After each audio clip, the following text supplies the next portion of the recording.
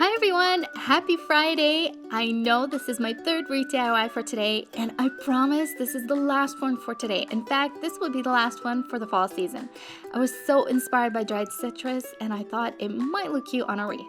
Dried citrus is actually really easy. I used 2 oranges and 3 mandarins for the wreath. To begin, I slice my oranges and place them on a baking sheet. If you have a wire rack, that would actually be better because it helps the moisture air out faster. It also helps if you remove any excess juice from the slices with a paper towel before sticking them in the oven. To prep my mandarins, I cut them in half and pulled out all the juicy slices.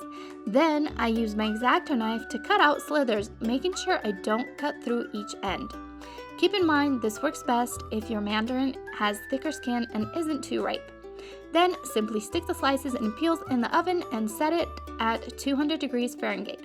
Let them bake for 3 hours and flip your slices once. Let them dry additionally overnight before using them. For my wreath base, I ended up adding pine bushes to my grapevine wreath. You can buy a pre-made pine wreath if you prefer. I saw some really cute ones on Amazon. I just really loved the thin pine needles on these bushes, so I chose to go this route.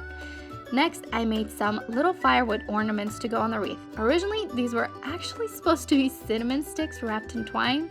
However, they were kind of pricey, so I opted out for sticks. It helps if you hot glue them together before tying some twine over them. Okay, to assemble my wreath, I started by adding my mandarin peels and my slices first. I'd like to add the most colorful ornaments first. Then I added my firewood ornaments and some pine cones, and that's it. It's so easy to make. I love the pine cones, and I think they're the perfect touch against those bright oranges. I hope this inspires you to make your own citrus wreath. You could totally do this with lemons or even grapefruit.